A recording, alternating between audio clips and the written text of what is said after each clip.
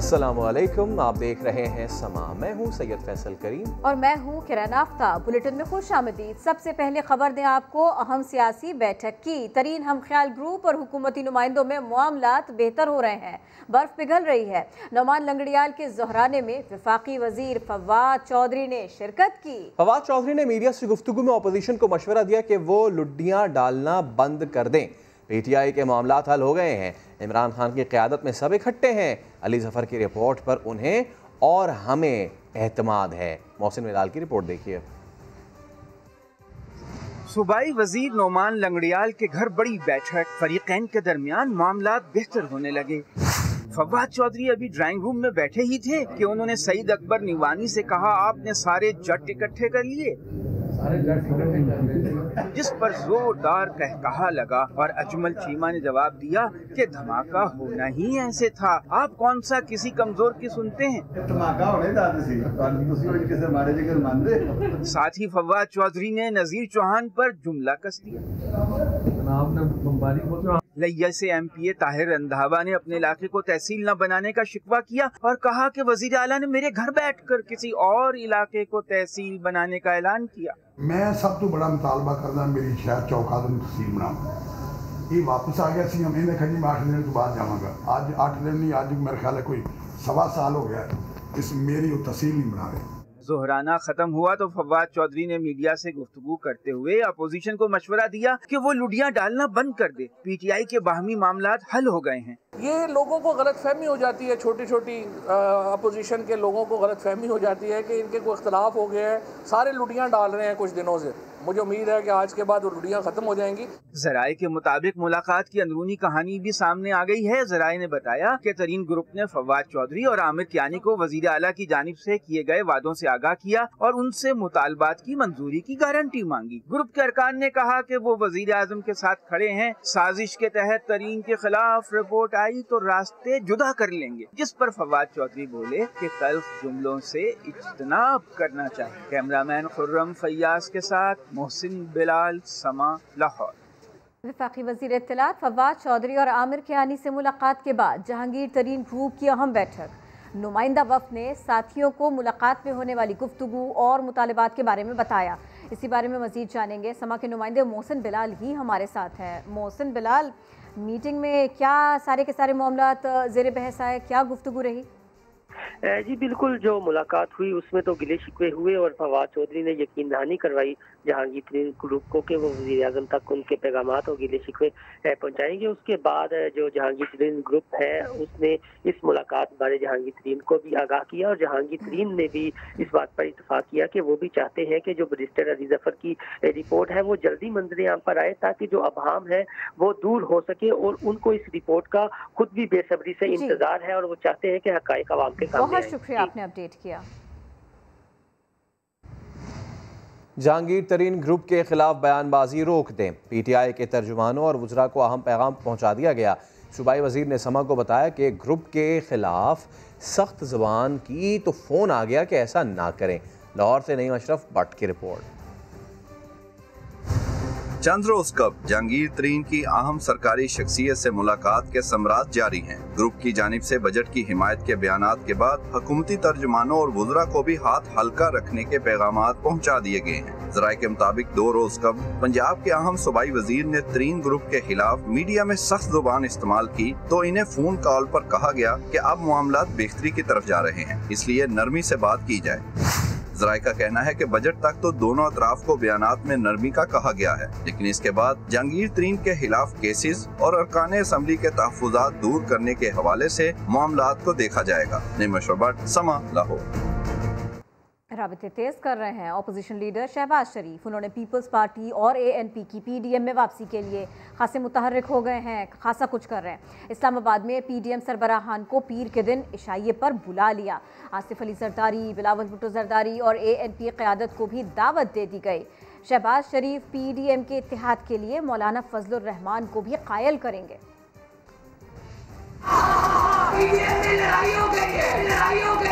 दुख होता है, ऐसा क्यों होता है? जिस PDM की हंडिया बीच चौराहे में फूट चुकी, अब उसकी किरचियां समेट कर जोड़ने की कोशिश हो रही है। शहबाज शरीफ पीडीएम को फिर से मुतहरिक करने के मिशन पर हैं। पीपल्स पार्टी और एएनपी को इशाइये की दावत दे दी। आसिफ जरदारी और बिलावल भुट्टो समेत दीगर पीडीएम जमातों के सरबराहान भी मधु। ये बड़ी बैठक पीर को इस्लामाबाद में होगी। शहबाज शरीफ इख्तलाफात का शिकार, पीडीएम में दोबारा जान डालने के लिए मौलाना फजलुर रहमान को तमाम जमातों को फिर से इकट्ठा करने के लिए कायल करेंगे। इससे पहले मौलाना की क़यादत में पीडीएम के प्लेटफॉर्म से बड़े दावे हुए थे। 26 मार्च को पूरे मुल्क से लॉन्ग मार्च के काफिले इस्लामाबाद की तरफ रवाना हों। हो सकता है कि लॉन्ग मार्च की जरूरत ही पेश ना आए। पीडीएम के हाथ कुछ न आया था। सेनेट में अपोजिशन लीडर के मामले पर इख्तलाफात इतने बड़े कि एक दूसरे पर संगीन इल्जाम तराशी होने लगी थी। बाप बाप बाप बाप बाप बाप आपने बाप से वोट ले लिए, वो वाले बाप से वोट ले लिए जो अपने बाप की इजाजत के बगैर किसी का साथ नहीं देता। लाहौर से कोई दूसरा सियासी खानदान है जिसमें ये माजी उनका तो रहा है। वज़ीर इत्तलात पंजाब फिरदौस आशिक अवान कहती हैं कि आवाम की आंखों में मिर्चें डालकर इलाज के नाम पर बाहर जाने वाले बताएं क्या वो कारोबार करने और माल पानी ठिकाने लगाने गए थे। अगर वहाँ आपकी जान को खतरा है तो यहाँ आ जाएं, कम से कम जेल में तो महफूज रहेंगे।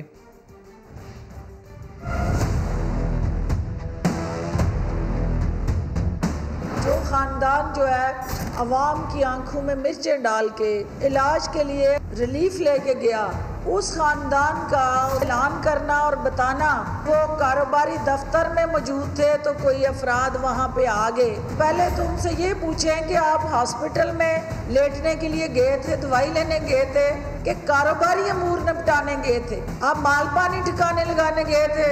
आपकी जान को अगर इतना खतरा वहाँ है तो यहाँ तशरीफ ले आए। यहाँ आपकी जान कम से कम जेल में महफूज रह सकती है। यहाँ तो कानून आपको ढूंढ रहा है, अदालतें आपको बुला रही हैं, पुकार रही हैं। आपने नया इंकशाफ कर दिया कि कोई लेन देन वाले भी आपको ढूंढ रहे हैं। यहाँ तो हम वावेला कर रहे हैं कि कौम का माल पानी खा के चले गए हैं। वहाँ पे आपने खुद ही इंकशाफ कर दिया कुछ अफराद और शख्सियात का भी माल पानी खाया हुआ है, बजाय इसके कि आप छुपते फिरे। जिसका जो देना दे, जिससे को लेना ले। शहबाज शरीफ साहब की फुर्तियाँ हूँ, मुख्तलिफ जमातों को लारे लपे हूँ, हमें उससे कोई सरोकार नहीं है। हमने इनसे लड़ाई नहीं लड़नी, ये अब हमें मैटर नहीं करते। मैं नहीं देख रही कि पीटीआई की गाड़ी जो है किसी हादसे का शिकार हो। मेकअप वाली नहीं, असली तरक्की। मुआजरा जानिए थोड़ी सी देर में। हुकूमत आइंदा इंतखाबात इलेक्ट्रॉनिक वोटिंग मशीन से कराने के लिए कोशा है। ऐसे में इलेक्शन कमीशन के ऑफिशियल ट्विटर अकाउंट से गैर जिम्मेदाराना ट्वीट सामने आया। ट्वीट में लिखा गया वोटिंग मशीन फ्रॉड फार्मूला है। वीडियो भी शेयर की गई, लेकिन ठीक 2 घंटे बाद मुतनाज़िर ट्वीट को डिलीट कर दिया गया। अब फर्रुख हबीब ने चीफ इलेक्शन कमिश्नर से इस सिलसिले में वजाहत का मुतालबा किया है। इलेक्शन कमीशन के ऑफिशियल अकाउंट पर इलेक्ट्रॉनिक वोटिंग मशीन को फ्रॉड करार देने का ट्वीट, ना निदामत का इजहार, ना किसी के खिलाफ कार्रवाई का ऐलान। तर्जुमान ने महज गलती करार देकर जान छुड़ा ली। 2 घंटे बाद मतनाज़ा ट्वीट डिलीट कर दिया गया। वज़ीर मुमलिकत बराए इत्तलात फर्रुख हबीब ने चीफ इलेक्शन कमिश्नर से वजाहत का मुतालबा कर दिया। इलेक्शन कमीशन का मौका सामने आना चाहिए, खुल के सामने आना चाहिए कि कौन से ऐसे लोग हैं जो कि इलेक्शन कमीशन के ट्विटर अकाउंट से बैठ के जो फैसला पाकिस्तान की जो है वो असेंबली ने करना है उसके बारे में जो है वो इस किस्म की राय दे रहे हैं। तो ये तो समझ से बालातर है। इसके ऊपर यकीनन चीफ इलेक्शन कमिश्नर को खुद सामने आके जो है वो बताना चाहिए। साबिक secretary election commission Kanwar Dilshad ने आईनी इदारे की जानिब से ऐसे अल्फाज के इस्तेमाल को नामुनासिब करार दिया। लफ्ज़ फरार के यहाँ जो है ये इंतहाई गैर जिम्मेदाराना जो है रवैया है और आईनी इदारों के जो भी मुलाजमीन हैं या जो IT को चला रहे हैं उनको इस तरह के अल्फाज इस्तेमाल करने में मोहतात रवैया अख्तियार करना चाहिए।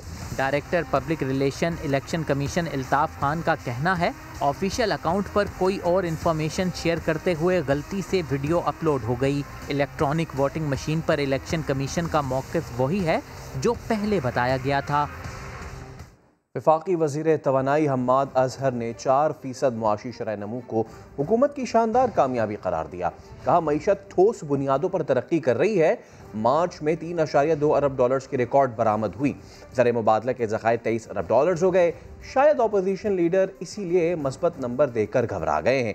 ये नंबर से साखदार के नहीं, हक़ाइक़ पर मबनी है। 4% ग्रोथ रेट और फॉरेन एक्सचेंज रिजर्व 2016 से हाईएस्ट सतह के ऊपर, टैक्स टारगेट्स आपके मीट हो रहे हैं, रिकॉर्ड डेट रिटायरमेंट आपकी हो रही है, लार्ज स्केल मैन्युफैक्चरिंग जो है वो 9% पे ग्रो कर रही है। ये एक रिमार्केबल अचीवमेंट है। मुआशी तरक्की के जो अच्छे नंबर्स अब सामने आ रहे हैं तो उससे शायद कायदे हिस्स पे इख्तलाफ घबरा गए थे, लेकिन मैं उनको ये बताना चाहता हूँ कि ये इसाक़दार के नंबर नहीं है, ये हकीकत पर मबनी नंबर है। ये सिर्फ सुर्खी पाउडर वाली 1 साल की तरक्की नहीं है जो मुस्लिम लीग नून जो थी अपने आखिरी साल में करने के लिए मुल्क को डिफ़ॉल्ट के करीब छोड़ गई। इसकी हमने बुनियाद रखी है, मजबूत बुनियाद है। कोविड के बदतरीन तबाही उसने पूरी दुनिया में मचाई है, उसके बावजूद जो जीडीपी ग्रोथ के जितने टारगेट्स थे उससे अल्हम्दुलिल्लाह ज़्यादा और 4% के करीब हम जीडीपी ग्रोथ अचीव करेंगे। मार्च के महीने में 3.2 अरब डॉलर की एक्सपोर्ट रजिस्टर हुई जो पाकिस्तान की तारीख में सबसे ज़्यादा है। जो हमारी रेमिटेंसेज आती हैं जुलाई से लेके अप्रैल तक 2021 तक 29% का इजाफा हुआ। डॉलर रिजर्व्स हैं वो 23 अरब डॉलर के रिजर्व्स मौजूद हैं। हमारा करंट अकाउंट जो है वो 950 मिलियन डॉलर से ज़्यादा सरप्लस में है। हमारे एक्सपोर्ट्स में रिकॉर्ड इजाफा हो रहा है। पिछले साल 14% कीमतें बढ़ने की शरह थी, इस साल वो 8% के करीब आ गई है, लेकिन इसमें मजीद बेहतरी की गुंजाइश है। तो हम इसके ऊपर जद्दोजहद कर रहे हैं और इंशाल्लाह ताला इसका जल्दी समर मिलेगा लोगों को। अपोजिशन ने हुकूमत के मुआशी तरक्की के दावे मुस्तरद कर दिए। शहबाज शरीफ कहते हैं गुज़िश्ता बरस पाकिस्तानियों की फ़ी कस आमदन में 3% कमी आई। पीटीआई इस साल भी झूठे आदाद शुमार दिखा रही है। बिलावल भुट्टो ने कहा पीटीआई हुकूमत में महंगाई में खौफनाक इजाफा हुआ। तरक्की के दावे करके अवाम के जख्मों पर नमक छिड़का जा रहा है। मईशत की बेहतरी के हुकूमती दावों पर मुखालिफिन की तनकीद। अपोजिशन लीडर शहबाज शरीफ ने ट्विटर पैगाम में कहा हमने शरह नमू 5.8 पर छोड़ी थी। इमरान खान सिर्फ 3.9% पर तरक्की का दावा कर रहे हैं। पिछले साल भी गलत अदाद शुमार दिए, इस साल भी झूठ बोला जा रहा है। गुज़िश्ता बरस पाकिस्तानियों की फ़ीकस आमदन में 3% कमी आई, जबकि पिछले साल की निस्बत रवां हफ्ते अशियाए ज़रूरिया की कीमतों में 17% इजाफा देखा गया। इमरान खान मुल्क को सिर्फ अपने दोस्तों के लिए चला रहे हैं। शहबाज शरीफ ने कहा कि पीटीआई 50 लाख लोगों को बेरोजगार और 2 करोड़ को बदतरीन गुर्बत में धकेल चुकी है। चेयरमैन पीपल्स पार्टी बिलावल भुट्टो ने भी वफाकी हुकूमत के दावे मुस्तरद कर दिए। एक बयान में बिलावल ने कहा कि पीटीआई सरकार अवाम के जख्मों पर नमक छिड़क रही है। खैबर पख्तूनख्वा में गुर्बत की शरह 27% पर पहुंच चुकी है, जबकि सिंध में शरह गुर्बत में 7.6% की कमी आई है। सिंध की फ़ीकस आमदन भी मुल्क भर में सबसे ज्यादा है। पीपल्स पार्टी इमरान खान की अवाम दुश्मन पॉलिसियों का हर फोरम पर मुकाबला करेगी। समा की तहलका खेज और चश्मकुशा रिपोर्ट आने के बाद भी पीपल्स पार्टी के कुछ एमपीएस बिलावल हाउस में भैंसों के बाड़े की मौजूदगी से इनकारी हैं, जबकि कुछ एमपीएस कहते हैं क्लिफ्टन जैसे रिहायशी इलाके में भैंसें पालना भी कानून के मुताबिक है। कराची से संजय साधवानी की रिपोर्ट।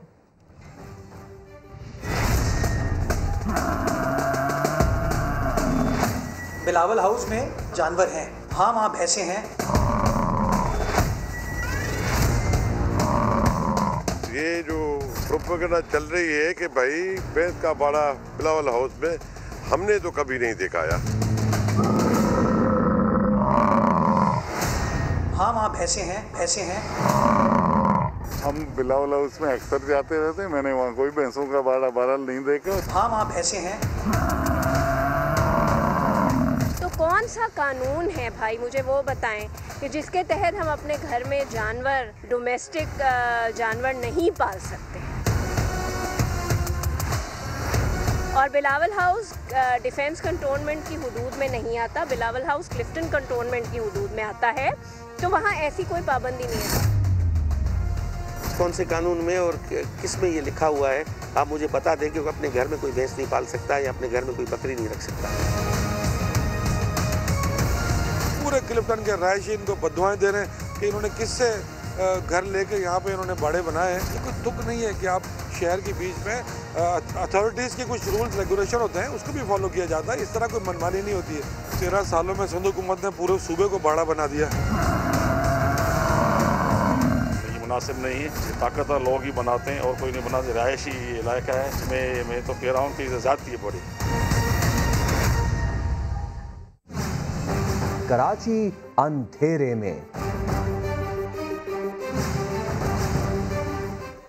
अपोजिशन की तनकीद पर वजीर मुमलिकत बराए इत्तलात फारूक हबीब ने कहा, कोरोना वायरस, FATF की तलवार, टिड्डी दल और PDM की ब्लैकमेलिंग के बावजूद मुल्क की मईशत तरक्की कर रही है।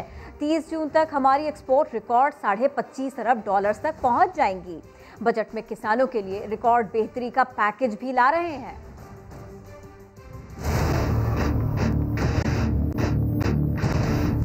ग्रोथ का मॉडल था जो इसहाक डार का, नवाज शरीफ का था। ब्यूटी पार्लर ग्रोथ का मॉडल था, मेकअप कर दो, नीचे से आपकी हालत वही की वही है। आज अल्हम्दुलिल्लाह हमारी एक्सपोर्ट्स के अंदर 13.5% इजाफा हुआ। रिकॉर्ड ट्रैक्टर्स की सेल, रिकॉर्ड मोटरसाइकिल की सेल, रिकॉर्ड गाड़ियों की सेल, शुगर केन के अंदर पैदावार में 22% रिकॉर्ड इजाफा। वीट के अंदर तमाम रिकॉर्ड तोड़ दिए। चावल 13.6% का इजाफा। फॉरेन रिजर्व जो $9 बिलियन पे खड़े थे स्टेट बैंक के, आज $15.6 बिलियन पर है। तो रुपया दुनिया की बेस्ट करेंसीज के अंदर है। वो एक इसहाक डार होता था जो फज पेमेंट्स करता था, जो out of the book loan पार करके गया था। आज इसहाक डार कोई नहीं है। IT एक्सपोर्ट 44% इजाफा। इस बजट में किसानों के लिए रिकॉर्ड बेहतरी का पैकेज लेकर आ रहे हैं। 2 सालों में इंशाल्लाह आवाम को डायरेक्ट रिलीफ मिलेगा। तीतर बटेर के नाश्ते PDM के होते रहते हैं। PDM ने क्या इकट्ठे होना है? PDM जो है वो अब इकट्ठे होकर जेल ही जाए। 1000 रुपए के लिए जिंदगी खतरे में डाल दी। तहरीक इंसाफ के साबिक MNA इंजीनियर हामिदुल हक शर्त की रकम जीतने के लिए बिल बोर्ड पर चढ़ गए। मनाजिर भी आप देख सकते हैं। बात करेंगे अपने नुमाइंदे शहाबुर रहमान से। साहब, डिग्री लिए नाम के इंजीनियर हैं जो ऐसी हरकतें कर रहे हैं? जी बिल्कुल, ये पाकिस्तान तहरीक इंसाफ के साबिक MNA इंजीनियर हामिदुल हक है, जिन्होंने दोस्तों के साथ 1000 रुपए की शर्त लगाई और शर्त जीतने के लिए 50 मीटर बिल बोर्ड पर चढ़ दौड़े। साबिक MNA बगैर किसी हिफाजी टिकट के बिल बोर्ड पर चढ़े, ऊपर जाकर दोस्तों को हाथ भी हिलाया, वापस उतरकर 1000 रुपए भी वसूल किए और वो भी दोस्तों को दिखाए और उसकी वीडियो भी बनाई और वीडियो बाकायदा तौर पर सोशल मीडिया पर वायरल भी करा दी गई। जी शहाबुर रहमान, बहुत शुक्रिया आपका। कोरोना पर आपको अपडेट करें, इसके बायस एक दिन में मजीद 88 अफराद जान की बाजी हार गए। 4000 से ज्यादा नए केसेस रिपोर्ट हुए। सिर्फ सिंध में ही 2136 केसेस सामने आए हैं। मुल्क में मुस्बत केसेस की शरह 6.43 पर आई। मुल्क में कातिल कोरोना वायरस का खूनी खेल जारी। एक दिन में 88 मरीज इंतकाल कर गए। मजीद 4007 अफराद वबा का शिकार। 50% से ज्यादा नए केसेस सिर्फ सिंध से रिपोर्ट। NCOC के मुताबिक सबसे ज्यादा पंजाब में 35 अमवात हुई, खैबर पख्तूनख्वा में 25, सिंध 22, इस्लामाबाद और आज़ाद कश्मीर में 3 अफराद का इंतकाल हुआ। कोरोना से मजमूई अमवात की तादाद 20,177 तक पहुँच गई। गुज़श्ता 24 घंटे के दौरान मुल्क भर में 62,238 कोरोना टेस्ट किए गए। सिंध में 24,299 अफराद का टेस्ट हुआ, जिनमें 2,136 मुस्बित निकले। 1057 नए केसेज के साथ पंजाब दूसरे नंबर पर रहा। मुल्क में मुस्बित कोरोना केसेज की शरह 6.43% रिकॉर्ड। फ़ाल केसेज 63,436 हैं। दूसरी जानिब मुल्क में 30 साल और इससे ज्यादा उम्र के अफराद की वैक्सीनेशन का भी आगाज हो गया। NCOC ने शहरियों से जल्द अज जल्द रजिस्ट्रेशन कराने की अपील कर दी। कराची समेत सिंध भर के स्कूल 24 मई से नहीं खुलेंगे। सिंध टास्क फोर्स ने मौजूदा पाबंदी अगले 2 हफ्ते तक बरकरार रखने का फैसला कर लिया। पीर से दुकानें, शॉपिंग सेंटर्स और डिपार्टमेंटल स्टोर्स शाम 6 बजे तक खुलेंगे। सयाहती मराकज़ और तफरीह पार्क्स 2 हफ्ते के लिए बंद रखने का फैसला किया गया है। इंटरसिटी ट्रांसपोर्ट 50% मुसाफिरों के साथ चलेगी। खिलाफ वर्जी हुई तो सख्त जुर्माना आयद किया जाएगा। शादी हॉल्स भी बंद रहेंगे। NCOC के बाद जहां 24 मई से सयाहत का शोबा खोलने का फैसला किया गया। सैर व तफरीह के लिए जाने वाले अफराद का सेहतमंद होना ज़रूरी करार दिया गया। 1 जून के बाद होटल्स में कमरा बुक कराने के लिए वैक्सीनेशन सर्टिफिकेट देना होगा। NCOC ने कोरोना से ज़्यादा मुतासरा अजला में तालीमी इदारे 7 जून तक बंद रखने की हिदायत भी की। अरहम खान रिपोर्ट करेंगी। सैर और सयाहत के शौकीन अफराद के लिए खुशखबरी, 24 मई से शोबा सयाहत पर लगे ताले खुल जाएंगे, मगर सैर सपाटे के लिए सेहतमंद और कोरोना मनफी रिपोर्ट होना लाजिम। NCOC ने गाइडलाइंस जारी कर दी। सियाहती मकामात के दाखिली रास्तों पर सयाहों से हेल्थ डिक्लेरेशन फॉर्म पुर करवाए जाएंगे। होटल्स और गेस्ट हाउस मेहमानों की कोरोना मनफी रिपोर्ट तलब करने के पाबंद होंगे। 1 जून के बाद होटल्स का अमला 50 साल और 1 जुलाई के बाद 40 साल और इससे ज्यादा उम्र के अफराद को वैक्सीनेशन सर्टिफिकेट के बगैर कमरा किराए पर नहीं देगा। NCOC ने विफाकी और सूबाई हुकूमतों को शदीद मुतासरा अजला में तालीमी इदारे न खोलने की हिदायत कर दी। कम मुतासरा अजला में तालीमी इदारे 24 मई से खुलेंगे, जबकि ज्यादा मुतासरा अजला में 6 जून तक बंद रहेंगे। 7 जून से इदारे खोलने के लिए जायजा इजलास 3 जून को होगा। अरहम खान, समा, इस्लामाबाद। कोरोना वैक्सीनेशन सेंटर्स पर ओवरसीज पाकिस्तानियों को मुश्किलात का सामना है। सियालकोट में वैक्सीन न मिलने पर एहतजाज किया गया, अमले से उलझा भी गया, ऐसे में पुलिस को बुलाना पड़ा। समंदर पार पाकिस्तानी जिन्हें मुल्क का असासा करार दिया जाता है, वो आज अपने ही वतन में मुश्किलात का शिकार हैं। बैरून मुल्क जाने के लिए एस्ट्राजेनेका वैक्सीनेशन लाजमी है, मगर वैक्सीन मिल ही नहीं रही। सियालकोट में वैक्सीनेशन सेंटर पर ओवरसीज पाकिस्तानियों का एहतजाज, अमले से उलझे, इंचार्ज का घेराव किया। हालात बेकाबू हुए तो पुलिस तलब की गई, मगर मुजाहिरीन पुलिस से भी उलझ पड़े। गुस्सा जो है ना वो इस बात का है कि आपने हमें बुला लिया, अब अगर आपके पास स्टॉक नहीं था तो आपने हमें क्यों बुलाया? वीज़े ख़त्म हो गए हैं, इकामे ख़त्म हो गए हैं, हम कहाँ जाए? ये तो पे वगैरह ले रहे हैं, हमको वैक्सीन कहीं से भी ला के हमको जो है ना 1 डोज जो है ना वो लगा दी जाए। लेकिन आपकी ये मिसमैनेजमेंट है, हमको जलील कर रहे हैं ये लोग। क्यों इधर इनको बुला के, अब कोई डोज नहीं है, ये नहीं है। पाकिस्तान भाई ऐसे नहीं चलेगा। In charge vaccination centre doctor Riazat कहते हैं एस्ट्राजेनेका वैक्सीन का स्टॉक खत्म हो गया है। अब ये हमारे भाई जो हैं, जो सऊदी जाने वाले हैं, जो कुवैत जाने वाले हैं, इनकी जो गवर्नमेंट है वो अलाउ नहीं कर रही कि चाइना वाली लगवा के आए। इनको अलाउ कर रही है कि या एस्ट्राजेनेका लगवाएं या फाइजर वालों की लगवाएं। तो हमारे पास जो एस्ट्राजेनेका की डोज़ थी वो 6000 डोज साकी स्टेडियम में आई थी, वो हमने 6000 डोज लगा दी है। अब हमारे पास इसकी खेप नहीं है। खानपुर में भी ओवरसीज पाकिस्तानियों को ऐसी ही परेशानियों का सामना है।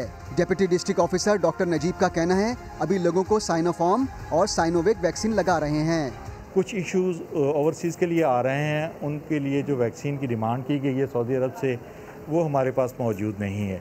जैसे ही हमें वो वैक्सीन मुहैया हो जाएगी इंशाल्लाह हम उन्हें भी ये वैक्सीन लगाना शुरू कर देंगे। ओवरसीज पाकिस्तानियों का हुकूमत से मुतालबा है कि उन्हें जल्द अज जल्द एस्ट्राजेनेका वैक्सीन फराहम की जाए ताकि वैक्सीनेशन के बाद वो मुलाजमत पर वापस जा सकें। डॉक्टर जाली, ऑपरेशन असली, तफसील जानिए थोड़ी सी देर में। मौसम की सख्ती और भी महसूस हुई जब कराची में बिजली का बड़ा ब्रेकडाउन हुआ। शदीद गर्मी, दोपहर 1:30 बजे मेन लाइन ट्रिप हो गई। शहर के बेशतर इलाकों में बिजली की फराहमी यूं मुअत्तल हो गई। कराची के शहरियों का गर्मी से बुरा हाल रहा। 2 घंटे बाद के इलेक्ट्रिक की जानिब से बिजली की बहाली का अमल शुरू हुआ। साथ साबरी रिपोर्ट कर रहे हैं। दोपहर 1:30 बजे, वो वक्त जब गर्मी नाकाबिले बर्दाश्त हो रही थी, एन उसी वक्त के इलेक्ट्रिक का निजाम बैठ गया। पावर ब्रेकडाउन हुआ। एक झटके में निस्फ से ज्यादा कराची की बिजली बंद हो गई। कराची को बिजली देने के जिम्मेदार के इलेक्ट्रिक का कहना है कि पावर ब्रेकडाउन नेशनल ग्रिड में खराबी की वजह से हुआ। के इलेक्ट्रिक के 70 में से 23 grid station high tension line में खराबी की वजह से ट्रिप कर गए। NKI की जो लाइन 1 और लाइन 2 में एक ट्रिपिंग आई थी, अल्हम्दुलिल्लाह पावर डिवीजन और जो गवर्नमेंट की साइड से और के इलेक्ट्रिक की साइड से दोनों टीम से बड़ी तेजी से इस पे कार्रवाई अमल में लाई है। 2 घंटे बाद बिजली की बहाली शुरू हुई, जबकि मुकम्मल बहाली में देर होने की वजह से शहरियों को अजियत से गुजरना पड़ा। अब हर जगह जनरेटर चल रहा, हर बंदा अफोर्ड तो नहीं कर सकता।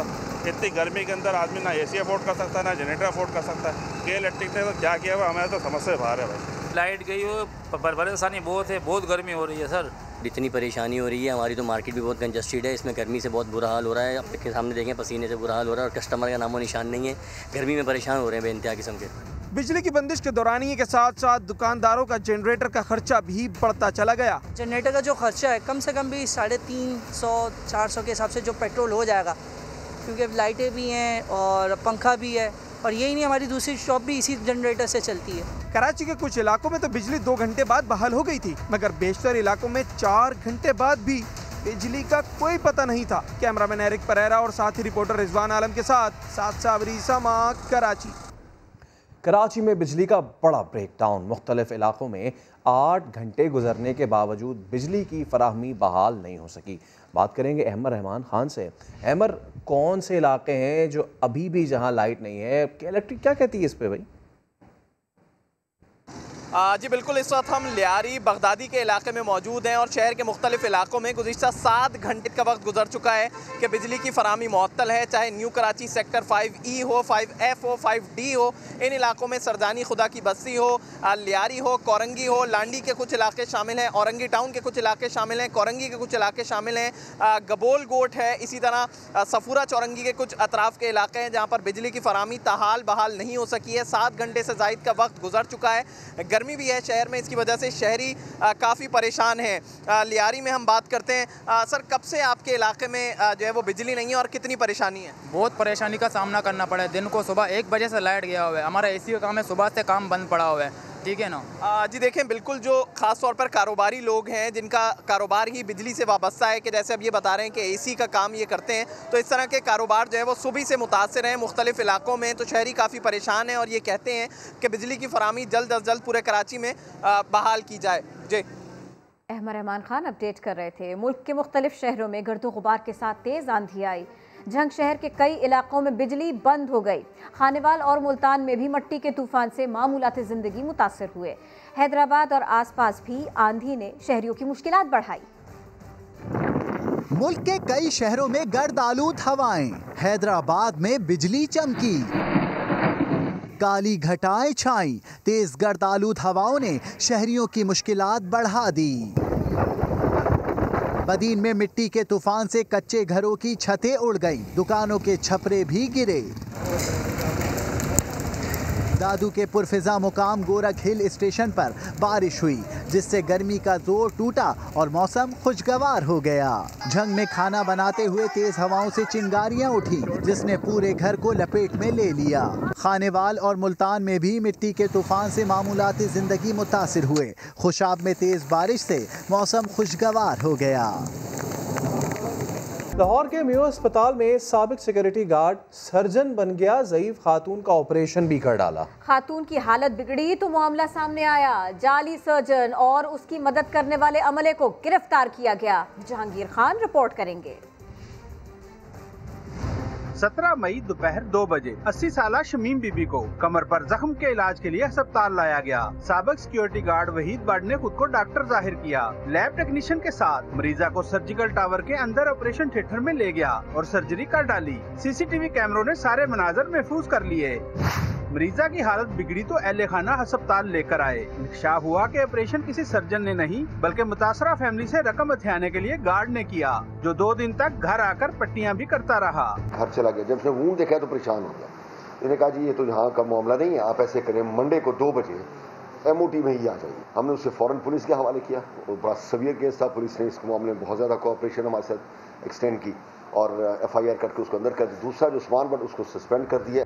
सूबाई वज़ीर सेहत पंजाब डॉक्टर यास्मीन राशिद ने वाकया का नोटिस लेते हुए इंक्वायरी कमेटी तश्कील देने का हुक्म दे दिया है। साथ ही रिपोर्टर दानियाल उमर और कैमरामैन जिशान यूसुफ के साथ जहांगीर खान, समा, लाहौर। वज़ीर ख़ारजा शाह महमूद कुरैशी कहते हैं कि इसराइल और फ़लस्तीन के दरमियान फायरबंदी से हम अपने पहले मकसद में कामयाब हो गए। कश्मीर और फ़लस्तीन के मसले में गहरी मुमासलत है। जनूबी एशिया में अमन मसला कश्मीर के हल से मशरूत है। इस्लामाबाद से देखिए ये रिपोर्ट। न्यूयॉर्क में मौजूद वजीर खारजा शाह महमूद कुरैशी सिफारती महाज पर मुतहरिक। अमरीकी रहनुमाओं के साथ साथ पाकिस्तानी कम्युनिटी और कश्मीरी कायदीन के वफ्द से भी मुलाकातें। पाकिस्तानी कम्युनिटी से खिताब करते हुए कहा, उनके यहाँ आने का मकसद जनरल असम्बली में फलस्तीनियों के हक में आवाज उठाना था। सीज फायर के ऐलान की सूरत में पहला मकसद हासिल कर लिया। डॉक्टर गुलाम नबी फाई की क़यादत में कश्मीरी रहनुमाओं के वफ्द ने भी वजीर खारजा से मुलाकात की। शाह महमूद कुरैशी ने कहा, मसला कश्मीर हमारी खारजा पॉलिसी का अहम सतून है। जनूबी एशिया में अमन मसला कश्मीर के हल से जुड़ा है। मकबूजा कश्मीर में जारी इंसानी हकूक की खिलाफ वर्जियों पर भी तशवीश का इजहार किया। वजीर खारजा की अमरीकी माने नुमाइंदगान की एशिया कमेटी की क़यादत से वीडियो लिंक पर मुलाकात हुई। वजीर खारजा ने इलाकाई रवाबित के फ़रोग़ के लिए 2 तरफ़ा तिजारत और माशी ताउन बढ़ाने की अहमियत पर जोर दिया। सच छुप नहीं सकता और झूठ के पांव नहीं होते। इसराइली जारहियत का दिफा तो खुद इसराइल के साबिक वजीर दिफा न कर सके। अपनी एक वीडियो में उन्होंने गजा के अल शिफा अस्पताल को हमास का हेडक्वार्टर करार दिया, लेकिन तस्वीर इस्लामाबाद के अल शिफा अस्पताल की लगाई। आगे बढ़ें, आपको बताएं कराची में PIA तैयारा हादसा, इसको 1 साल बीता। इस हादसे में 97 अफराद लुक़मा अजल बने, सिर्फ 2 जिंदा बचे। इस वाक़े की तहकीकात अब तक कहाँ पहुँची और मुतासरीन को मुआवजे की अदायगी में क्या पेशरफ्त हुई, यही जानेंगे शहजाद अली की रिपोर्ट में। PIA की बदकिस्मत परवाज 8303 तैयारा 22 मई 2020 को लाहौर से उड़ान भर के दोपहर में बखैरियत कराची तक पहुंचा, लेकिन लैंडिंग से चंद सेकंड पहले रिहायशी इलाके पर गिरकर तबाह हो गया। साल भर गुजर चुका, इब्तदाई तहकीकात में तो हादसा इंसानी गलती का नतीजा करार पाया, लेकिन जिम्मेदारान का तयन होना अब भी बाकी है। ये तहकीकात तो एक इंडिपेंडेंट इदारा है, एयरक्राफ्ट एक्सीडेंट इन्वेस्टिगेशन बोर्ड, वो करता है। उनकी डिटेल रिपोर्ट के ऊपर हमें इंतज़ार है। किसी किस्म की अगर जिम्मेदारी का तयन किया गया तो उस रिपोर्ट की रोशनी में किया जाएगा। तैयारा गिरने से जमीन पर जो लोग जख्मी हुए और जिनकी अमलाक को नुकसान पहुंचा, तर्जमान कौमी एयरलाइन के मुताबिक उनकी दाद रसी तो की जा चुकी। अलबत्ता मुसाफिरों में से बेशतर को मुआवजे की अदायगी तातुल का शिकार है। ताखीर की वजह खुद मुतासरीन की सुस्त रवि करार। अभी तक 31 लोगों की कॉम्पनसेशन की अदायगी कर दी गई। बाकी सबको हम रिक्वेस्ट कर रहे हैं बार बार, और आपकी वसात से भी हम सबको ये कहना चाहते हैं कि हमें अपने दस्तावेजात ला के दें ताकि हम जल्द से जल्द इस क्लेम को हम प्रोसेस कर सकें। PIA इंतजामिया का ये भी कहना है कि क्लेम फाइनल करने के लिए इंश्योरेंस कंपनी की 2 साल मोहलत में से 1 बरस बीत चुका। मुतासरीन दस्तावेजी काम जल्द से जल्द मुकम्मल कर लें, वरना दावा जायदुल मियाद होने पर वो ज़र्रे तलाफी से महरूम भी हो सकते हैं।